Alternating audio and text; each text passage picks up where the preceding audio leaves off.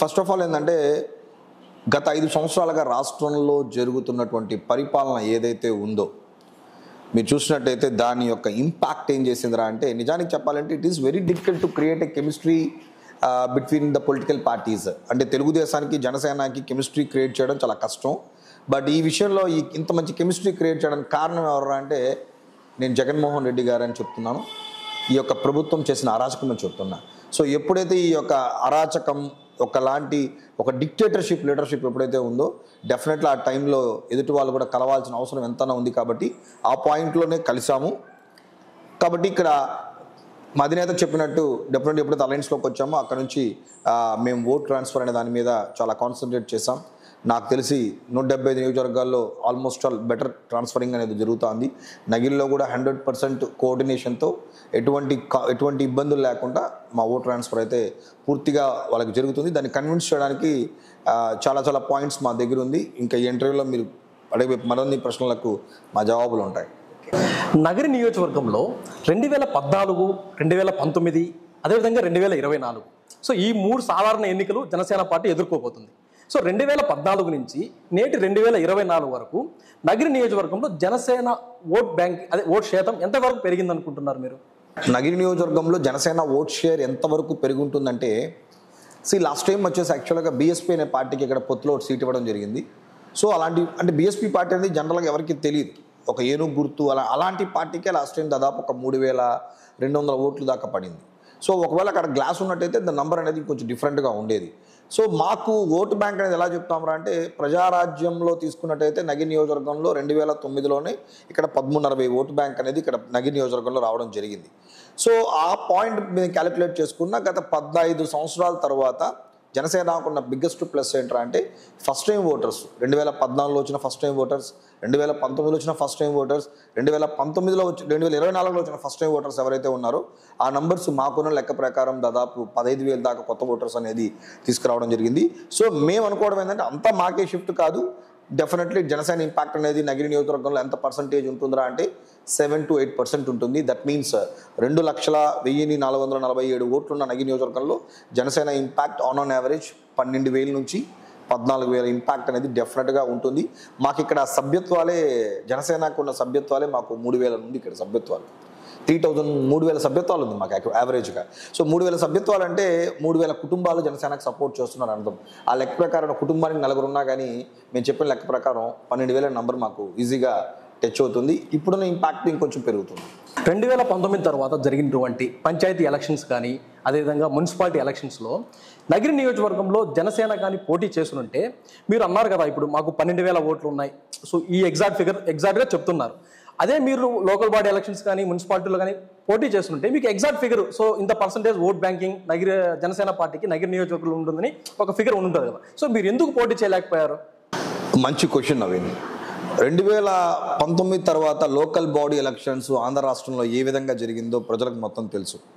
అంటే ఎప్పుడూ లేని అంత దౌర్జన్యం, దుర్మార్గం, గొడవలు, రకరకాలుగా ఎవరైతే నామినేషన్ వేస్తున్నారో వాళ్ళని ఇబ్బంది పెట్టడం మీరు చూసినట్టయితే ఈవెన్ చిన్న ఎగ్జాంపుల్ దాని మీద ఎవరి మీద అయితే కేసులు పడ్డాయో అధికారులంతా కూడా ఇప్పుడు కూడా ఈ మధ్యకాలంలో వాళ్ళందరికీ కూడా నోటీసెస్ ఇవ్వడం జరిగింది. కొంతమందిని సస్పెండ్ చేయడం కూడా జరిగింది. అంటే ఆ ఎలక్షన్ అనేది వెరీ డిఫరెంట్ ఎలక్షన్స్. 2019 తర్వాత లోకల్ బాడీ ఎలక్షన్స్లో బాగా బేస్ ఉన్నటువంటి టీడీపీ పార్టీస్కే చాలా వరకు కంటెస్ట్ అయిన పరిస్థితిలో ఉంది. సో అది మేము కూడా ఇక్కడ లోకల్లో 1 or 2 చోట్ల చేశాము. మాకు కూడా ఒక నగిరి నియోజకవర్గంలో ఒక చోట మాకు ఒక వైస్ సర్పంచ్ కూడా జనసేన పార్టీ నుంచి కూడా గెలవడం జరిగింది. బట్ ఏంటంటే అంత ప్రజాస్వామ్యబద్ధంగా ప్రజాస్వామ్యం కూనీ చేసే విధంగా ఎలక్షన్ జరిగింది. కాబట్టి ఆ రోజు చాలా పార్టీలు పోటీ చేయలేకపోయినాయి, ఇంక్లూడింగ్ జనసేన పార్టీ కూడా ఆ రోజున పరిస్థితిలో పోటీ చేయలేదని మేము మనస్ఫూర్తి తెలియజేస్తున్నాం. ఆ కసే లోకల్ బాడీలో పోటీ చేయాలనుకున్నా చేయలేకపోయినా మన కసే ఈరోజు మా వాళ్ళు చాలామంది ఉంది. కాబట్టి నేను మీకు చెప్తున్నాను అది నంబర్ అనేది 12,000 నుంచి 15,000, 16,000 కూడా టచ్ అవుతుంది. ఆ కసి ప్రజల్లో ఉండి జన సైనికుల్లో మరింత బలంగా ఉందని నేను తెలియజేసుకుంటున్నాను. ఇప్పుడు టీడీపీ సూపర్ 6 అంటూ ఒక మేనిఫెస్టోని 2024 సాధారణ ఎలక్షన్కు తీసుకురావడం జరిగింది. సో ఒకవేళ జనసేన పార్టీ టీడీపీతో పొత్తుపోకుండా ఒంటరిగా పోటీ చేస్తుంటే జనసేన అంటూ ఒక మేనిఫెస్టో అనేది ఖచ్చితంగా రెడీ చేసుకుని ఉంటుంది ప్రజలకు ఈ స్కీమ్స్తో మేము మేలు చేస్తామని. సో అటువంటి స్కీమ్ ఏదైనా కూడా మీ టీడీపీ మేనిఫెస్టోలో ఉందా? మీరు అనుకున్న పథకం అనేది దీంట్లో ఉందా? జనసేన మా పార్టీ తరపున మేము షణ్ముఖ వ్యూహం అని చెప్పి తీసుకున్నాం ఒక కాన్సెప్ట్. సో ఆ కాన్సెప్ట్ ప్రకారం కొన్ని ఏదైతే మీరు అన్నట్టు మేనిఫెస్టోలో పెట్టాలో ఆ విషయాలు తెలుగుదేశం వాళ్ళతో కూడా చర్చించడం జరిగింది. దానికి 2 కమిటీస్ వాళ్ళు కూడా కూర్చున్నారు స్టేట్ లెవెల్లో. జనసేన పార్టీ తరపు నుంచి కొంతమంది నాయకులు, తెలుగుదేశం నుంచి కొంతమంది నాయకులు తీసుకున్నారు. చాలా వీళ్ళందరూ డిస్కస్ చేసే ఈ యొక్క సూపర్ 6 దీంతోపాటు అదనంగా సూపర్ 10 అని చెప్పి ఇంకొక 4 కూడా తీసుకొస్తున్నారు పబ్లిక్లోకి. బట్ తెలుగుదేశం వాళ్ళు బిఫోర్ దట్ మా ఈ అలయన్స్ ముందే వాళ్ళు సూపర్ 6ని ప్లాన్ చేసుకున్నారు కాబట్టి పబ్లిక్లో సూపర్ 6 వెళ్తుంది. బట్ దాంతోపాటు కళ్యాణ్ గారు ఇప్పుడు 3 సిలిండర్స్ ఏదైతే కాన్సెప్ట్ వచ్చిందో అది జనసేన పార్టీ నుంచి తీసుకొచ్చిన పాయింటే. రెండోది ఏంటంటే ఏదైతే యువతకి వాళ్ళు ఎంటర్ప్రినర్స్గా క్రియేట్ చేయాలనే ఉద్దేశంతో 20 లక్షల రూపాయలు వాళ్ళకి ఇచ్చి వాళ్ళలో ఉన్న 20 లక్షల ఉద్యోగాలతో ఎంటర్ప్రినర్స్గా క్రియేట్ చేయాలా అనేటప్పుడు వాళ్ళకి ఒక సపరేట్ అమౌంట్ ఒకటి కేటాయించగలిగితే కొత్త ఎంటర్ప్రినర్స్ పుడతారు అనే పాయింట్లో తీసుకున్నది కూడా జనసేన నుంచి తీసుకొచ్చిన పాయింటే. ఇది కాకుండా ప్రతి చేతికి పని, ప్రతి చేనుకు నీరు అనేది ఇట్స్ ద మోస్ట్ ఇంపార్టెంట్ ఒక చిన్న పాయింట్ జనసేన నుంచి తీసుకొచ్చిన బలమైన పాయింట్. ప్రతి చేనుకు నీరు, ప్రతి చేతికి పని అనేది అది కూడా ఈరోజు జనసేన నుంచి తీసుకొచ్చింది. ఇది కాకుండా కంబైన్డ్గా కొన్ని కాంప్రమైజ్ కొన్ని కంబైన్డ్గా ఇద్దరం జాయింట్గా తీసుకున్నాం కొన్ని. సో ఆ లెక్క ప్రకారం తీసుకుంటే almost Janasena ideology, Janasena thoughts అంతా కూడా ప్రజెంట్ సూపర్ 6లోను ఫర్దర్గా యాడ్ అయ్యే 4లో కూడా ఉందని నో ప్రాబ్లం. అక్కడ మేము అనుకున్నది కూడా రీచ్ అవుతుంది మేము చెప్తున్నాం. మీరు అన్నట్టు మీ తుది జాబితా ఈ సూపర్ 10 ఎప్పుడు ఎక్స్పెక్ట్ చేయొచ్చు? పబ్లిక్లోకి ఆల్రెడీ వెళ్తుంది సూపర్ 6లో. దీంతో పాటు అది కూడా జాయిన్ అయ్యి వెళ్తుంది. పాంప్లెట్స్ రూపంలో తీసుకున్నట్టయితే సూపర్ 6 అనేది వెళ్తుంది తప్ప ఇప్పుడు ఎందుకంటే ఇప్పుడు మీకు చిన్న విషయం సూపర్ 6లో మీరు చూసినట్టయితే పెన్షన్ ఏదైతే ఈ మధ్య బాబు గారు అనౌన్స్ చేశారో చంద్రబాబు నాయుడు గారు 4,000 అనేది సూపర్ 6లో లేదు. సో బట్ అది ఇప్పుడు యాడ్ అయింది మళ్ళీ, అది ఫర్దర్గా మళ్ళీ యాడ్ అయింది కాబట్టి ఇప్పుడు మనం సపరేట్గా చెప్తున్నాము. సో మీలాంటి వాళ్ళు ఇలాంటి ప్లాట్ఫామ్స్ మాకు ఇవ్వడం వల్ల exactly what Janasena and TDP ఏం చెప్తుంది అనుకునే అవకాశం మాకు చెప్పగలిగే అవకాశం కూడా వచ్చినందుకు నేను మరొకసారి మీకు థ్యాంక్స్ చెప్పుకుంటాను. ఎందుకంటే ఇప్పుడు పెన్షన్ 4,000 రూపాయలు చేశారు కాబట్టి ఈ ఏప్రిల్, మే, జూన్ 3 కలిపితే 7,000 రూపాయలతో రేపు ప్రభుత్వం వచ్చిన తర్వాత ప్రతి అవ్వాతాతకి 7,000 రూపాయలు ఇచ్చే కార్యక్రమం జనసేన తెలుగుదేశం పార్టీ తీసుకుంటుందని మనస్ఫూర్తిగా మేము తెలియజేసుకుంటున్నాం. అలాగే అమ్మఒడి కూడా తీసుకున్నట్టయితే గతం ఆయన కేవలం ఇద్దరికి ఇస్తానని చెప్పి భారతి గారు ఇస్తానని చెప్పి ఒకరికే ఇచ్చారు. బట్ ఈరోజు ఇద్దరికి కూడా ఇవ్వడం జరుగుతుంది. ఎంతమంది పిల్లలు ఉంటే అంతమంది కూడా తల్లికి వందనం అనే పాయింట్లో తీసుకొస్తున్నారు.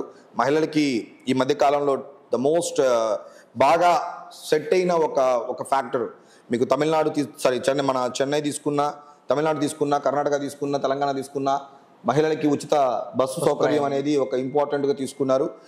సో అది కూడా ఇక్కడ ఉంది కాబట్టి మంచి రీచ్ అవుతుందని నేను అనుకుంటున్నాను. సో మీరు అన్నారు వైఎస్ భారతిరెడ్డి గారు ఇంట్లో ఎంతమందికి పిల్లలు ఉంటే అంతమందికి అమ్మఒడి ఖచ్చితంగా ఇస్తామన్నారు. సార్ ఫైనల్గా వైఎస్ఆర్సీపీ ఒక రేషన్ కార్డుకి ఒక అబ్బాయికి మాత్రమే, ఒక అమ్మాయి కానీ అబ్బాయికి మాత్రమే అమ్మఒడి అనేది ఇవ్వడం జరిగింది.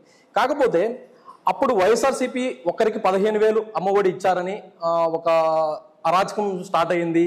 సో ఈ సంక్షేమ పథకాల వల్ల చాలా వరకు ఏపీ నష్టపోతుంది, ఇది ఒక బీహార్, ఇది ఒక శ్రీలంక అవుతుంది అని అన్నారు. చాలా వరకు ట్రోల్స్ కూడా అవ్వాయి జగన్మోహన్ రెడ్డి గారి మీద. సో అదేవిధంగా ఇప్పుడు మీ ఉమ్మడి మేనిఫెస్టోలో కూడా చంద్రబాబు నాయుడు గారు ఇంట్లో ఎంతమంది పిల్లలుంటే సో అంతమందికి 15,000 రూపాయలు సంవత్సరానికి ఇస్తుంటా అంటారు. సో ఈ నేపథ్యంలో ప్రస్తుతం మనకున్న ఏపీ అప్పులకి ఇది సాధ్యమవుతుందంటారా? సో ఇప్పుడు ఒక బీహార్, ఇంకొక శ్రీలంక అవుతుందంటారా? One of the best question so far ఈ ఇంటర్వ్యూలో మీరు చేసిన దాంట్లో డెఫినెట్లీ జనాలకు కూడా క్లారిటీ కావాలి దీని మీద. కారణం ఏంటరా అంటే మరి ఆ రోజు దానికి డబ్బులు సరిపోయినప్పుడు ఇంత పథకాలు ఎలా ఇస్తారనేది కూడా మీ క్వశ్చన్ కాబట్టి చూడండి, 200 రూపాయలు ఉన్న పెన్షన్ని 2,000 రూపాయలు చేసింది చంద్రబాబు నాయుడు గారు. అప్పుడు రాష్ట్రం అప్పుల్లోకి వెళ్ళిపోయిందా అంటే అప్పుడు కూడా పెన్షన్ అనేది అప్పుడు కూడా ఇచ్చారు. 200 నుంచి 2,000 రూపాయలు చేశారు ఒకేసారి. ఈయన చేసింది ఏంట్రా అంటే 2,000 నుంచి 3,000 చేయడానికి 5 సంవత్సరాలు టైం తీసుకున్నారు. ఒకటి అమ్మఒడి అనేది ఆ రోజు ఓపెన్గా చెప్పారు, ఎంతమంది పిల్లలు ఉంటే అంతమందికి అని చెప్పి. సో ఇవ్వకపోవడం అనేది ఏంటంటే అంటే మీరు ఆ తర్వాత పెట్టుకున్న కండిషన్ అది మీకు ముందే ఒక క్యాలిక్యులేషన్ ఉండాలి. అంటే ఈ పాయింట్లో ఒకటి చెప్తాను, చాలా బ్లైండ్గా జగన్మోహన్ రెడ్డి గారు పాదయాత్ర చేస్తున్నప్పుడు సిపిఎస్ రద్దు చేస్తానని చెప్పారు. చాలా బ్లైండ్గా సిపిఎస్ రద్దు చేస్తానని చెప్పారు బ్లైండ్గా. ఆ తర్వాత వారంలో రద్దు చేస్తానని చెప్పిన జగన్మోహన్ రెడ్డి గారు 4 years అయిన తర్వాత కూడా తర్వాత ఎంప్లాయీస్ అంతా వెళ్ళి అజిస్ట్రేషన్స్ చేస్తే సజ్జల రామకృష్ణారెడ్డి గారు సింపుల్గా ఒక మాట అన్నారు, సారీ అండి ఆ రోజు టెక్నికల్గా అంత వర్కౌట్ చేయలేదు దాని మీద ఏం జరుగుతుందని కాబట్టి అన్నారు. అంటే ఏంటంటే ఒక ముఖ్యమంత్రి గారు, కాబోయే ముఖ్యమంత్రి గారు ఆ రోజు మాట్లాడేటప్పుడు మనకున్న రిసోర్సెస్ ఏమి తెలుసుకోకుండా ఒక బ్లైండ్గా ఇవ్వడం వల్ల ఈరోజు ఉద్యోగులంతా కూడా వ్యతిరేకంగా ఉన్నారు. ఇంకో పాయింట్, మీరు అడిగిన క్వశ్చన్కి ఆన్సరు, వెల్త్ క్రియేట్ చేయకుండా సంక్షేమం చేస్తే, సంక్షేమ పథకాలు చేయడం అనేది ఏ పార్టీ కూడా, ప్రజలకి సంక్షేమం అందించడం అనేది దాంట్లో ఏ పార్టీ కూడా వ్యతిరేకం కాదు. ఈరోజు ఏదైతే మేనిఫెస్టోలో తెలుగుదేశం జనసేన మేనిఫెస్టోలో పెట్టిందో, జగన్మోహన్ రెడ్డి గారు ఇచ్చిన 5 సంవత్సరాలకి ఏదైతే ఇచ్చారో, డబ్బులు ఖర్చు పెట్టారో అంత డబ్బుని కేవలం 2 సంవత్సరాల్లోనే ఈ ప్రభుత్వం కూడా అందిస్తుంది. మీరు వేసుకున్న క్యాలిక్యులేషన్స్ వేసుకుంటే వాళ్ళు ఇచ్చిన దానికంటే కూడా 2 ఇయర్స్లో జరుగుతుంది ఆ బెనిఫిట్. అంటే 5 సంవత్సరాలకి 5 లక్షలు ఇచ్చుంటే నేను అనడం ఏంటంటే 2 సంవత్సరాలకి 5 లక్షల రూపాయలు ఈరోజు ఇంటింటికి చేరుతుంది దీని ద్వారా. రెండోది ఏంటంటే కంపెనీస్, ఇండస్ట్రీస్ అనేది ఖచ్చితంగా ఎప్పుడైతే క్రియేట్ అవుతుందో, ఎంప్లాయ్మెంట్ ఎప్పుడైతే పెరుగుతుందో వాళ్ళ ట్యాక్సుల రూపంలో తిరిగి మళ్ళీ ఆ డబ్బులే మనకి ఇస్తారు. ఇక్కడ ఏం జరిగింది, ఇక్కడ మీరు చెప్పినట్టు ఇండస్ట్రీస్ కానీ, కంపెనీస్ కానీ, పెట్టుబడులు కానీ ఒక జగన్మోహన్ రెడ్డి గారి ప్రభుత్వంలో మీరు చెప్పండి. మీరు బీటెక్ ఎంబీఏ చేశారు, మీరు చెప్పండి, గత 5 సంవత్సరాల్లో ఈ ప్రభుత్వం వైఎస్ఆర్సీపీ ప్రభుత్వం ఇచ్చిన 2 ఉద్యోగాలు, ఒకటి 5,000 రూపాయలకు సంబంధించిన వాలంటీర్ ఉద్యోగాలు, రెండోది సచివాలయం ఉద్యోగాలు. ఇది కాకుండా ఏదన్నా ఉద్యోగం ఇచ్చిందో చెప్పండి. మొన్నటికి మెగా డిఎస్సి అని చెప్పి 23,000 పోస్టులు ఉంది, నేను వస్తే 50,000 పోస్టులు ఇస్తానని చెప్పి పాదయాత్రలో లాస్ట్ ఎలక్షన్లో ప్రచారం చేసినటువంటి ముఖ్యమంత్రి గారు చివరికి 3 నెలల ముందు 6,100 పోస్టులు అనౌన్స్ చేసి తిరిగి మళ్ళా డిఈడి వాళ్ళ ఎస్జిటి పోస్టులకి, స్కూల్ అసిస్టెంట్ల వాళ్ళకి గొడవ పెట్టి టెట్ ఎగ్జాముల ద్వారా ఫీజులు దొబ్బేసి చివరికి ఏదో కోర్టుకి వెళ్ళిందని చెప్పి ఈయనకు తెలీదా? ఇప్పుడు కోర్టుకి వెళ్దాం తెలీదా? ఆ విధంగా ఈరోజు ఆంధ్ర రాష్ట్రంలో గత 5 సంవత్సరాల్లో బీఈడి, డిఈడి చదివినటువంటి ఎవరైతే జీవితంలో టీచర్ కావాలనుకున్నారో వాళ్ళందరికీ కూడా ఈరోజు నిరాశ మిగిలిచిన ప్రభుత్వం ఏదన్నా అంటే వైఎస్ఆర్సీపీ ప్రభుత్వం. పోలీసులకి 6,500 పోస్టులు అన్నారు. మీరు చెప్పండి, మీకు తెలుసు. ఓకే అండి, ఇప్పుడు మీరు అన్నారు కదా 2019లో వైఎస్ జగన్మోహన్ రెడ్డి గారు వచ్చి కేవలం వాలంటీర్లు అదేవిధంగా సచివాలయాలకు మాత్రమే ఉద్యోగాలు ఇచ్చారు అంటున్నారు. సో 2014లో చంద్రబాబు నాయుడు గారు మేనిఫెస్టోలో జాబు కావాలంటే బాబు రావాలి అన్నారు. సో ఈరోజు జగన్మోహన్ రెడ్డి గారు వచ్చిన దానికి వాలంటీర్ని రుజువుగా చూపించవచ్చు, అదేవిధంగా సచివాలయం ఎంప్లాయీస్ని చూపించవచ్చు. 2014లో మీ ఉమ్మడి కూటమిలోనే బాబు గారు మేనిఫెస్టో అయితే రిలీజ్ చేశారు, జాబ్ రావాలంటే బాబు రావాలి. కాకపోతే ఒక్క జాబ్ అయినా వచ్చిందా? సో ఈరోజు వాలంటీర్లు, జగన్మోహన్ రెడ్డి ప్రభుత్వంలో వాలంటీర్లు అదేవిధంగా సచివాలయం ఎంప్లాయీసే ఉన్నారు, ఐటీ కంపెనీస్ లేవు. నేను కూడా అగ్రీ చేశాను, ఐటీ కంపెనీస్ లేవు, నేను కూడా ఒప్పుకుంటాను.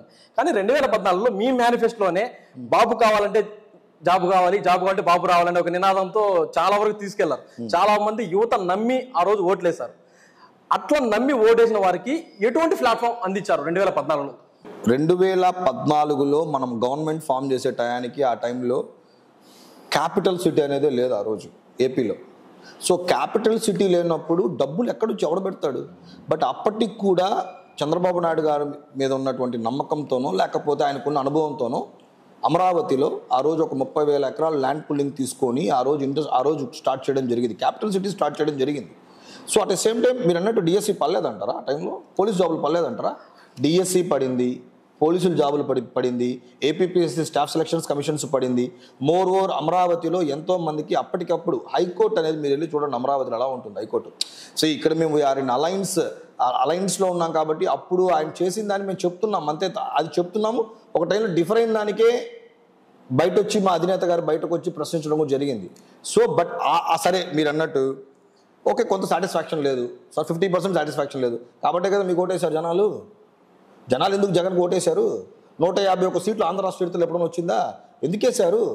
ఆ రోజు జగన్మోహన్ రెడ్డి గారికి ఓటేయడానికి వ్యతిరేకత అనేది ఏమీ లేదు, బాగా గుర్తుపెట్టుకోండి. 171 సీట్స్ ఎందుకు వచ్చిందంటే జగన్మోహన్ రెడ్డి గారి మీదకి పబ్లిక్ దగ్గర చెప్పడానికి ఏం లేదు, స్కోప్ ఏం లేదు చెప్పడానికి. ఒకే ఒక పదం చెప్తున్నారు జనాలు. ఏం యూజ్ చేస్తున్నారు అంటే అవినీతి పరుడు, 1,00,000 కోట్ల అవినీతి, 14 నెలలు జైల్లో ఉన్నాడు అనేసి. ఇది 2019 బిఫోర్ ఎలక్షన్స్కి వెళ్లే ముందు ప్రతి పార్టీకి కూడా అవకాశం లేదు జగన్మోహన్ రెడ్డి గారి మీద ఏం మాట్లాడాలో. ఈరోజు 2019లో జనంలోకి మేము వెళ్ళేటప్పుడు మాకున్న స్కోప్ ఏంట్రా అంటే ఎందుకు జగన్మోహన్ రెడ్డికి ఓటు వేయకూడదు అన్నప్పుడు మీరు చెప్పిన సిపిఎస్ రద్దు, రండి రోడ్లోకి వెళ్దాం, ఒక రిటైర్డ్ ఎంప్లాయీతో మాట్లాడతారు రండి ఒకసారి, ఇప్పటివరకు రిటైర్డ్ ఎంప్లాయీకి కనీసం గత 5 సంవత్సరాల్లో ఒక్క డిఏ కూడా పెరగలేదు. 5 డిఏలు ఇస్తానని చెప్పి కనీసం డిఏ వేయలేదు. శాలరీస్ చూడండి ఒకసారి. అంతెందుకండి, మీరు వెళ్ళి ఒక రిటైర్డ్ ఎంప్లాయీస్ ఒక ప్రావిడెంట్ ఫండ్ ఏదైతే ఉంటుందో ఆ అకౌంట్లో బ్యాలెన్స్ చెక్ చేయమని చెప్పండి చూద్దాం. ప్రావిడెంట్ ఫండ్ డబ్బులు దొబ్బేసింది గవర్నమెంట్. రిటైర్డ్ ఎంప్లాయీస్ దగ్గర ఉన్న ప్రావిడెంట్ ఫండ్, గవర్నమెంట్ ఎంప్లాయీస్ ఉన్న పిఎఫ్లు తీసారు. వాళ్ళు ఇంకా 1 ఇయర్లో రిటైర్మెంట్, ఇంకా 3 మంత్స్లో రిటైర్మెంట్ అన్నప్పుడు వెళ్ళి చెక్ చేసుకుంటున్నారు పిఎఫ్ అకౌంట్ డబ్బులు లేవు. ఈరోజు డిఏలు లేవు. ప్రతి రిటైర్డ్ ఎంప్లాయీ నుంచి గవర్నమెంట్ ఎంప్లాయీస్ వరకు ప్రతి ఒక్కరు కూడా లాస్ట్ టైం ఒక్క ఛాన్స్ అని చెప్పడానికి వేశారు. బట్ ఈరోజు చూసుకున్నట్టయితే ఆ పరిస్థితి లేదు ఇక్కడ.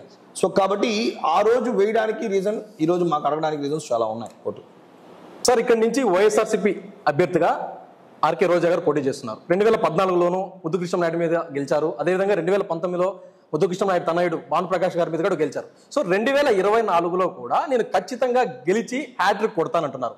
ఈ హ్యాట్రిక్ ని జనసేన తరపున మీరు ఆపగలుగుతారు? 2014లో గెలిచిన రోజా గారు, 2019లో గెలిచిన రోజా గారు, 2 సార్లు గెలిచిన రోజా గారు, 2 సార్లు ఇక్కడ టీడీపీ ఓడిపోయిందని మీరు అంటున్నారు.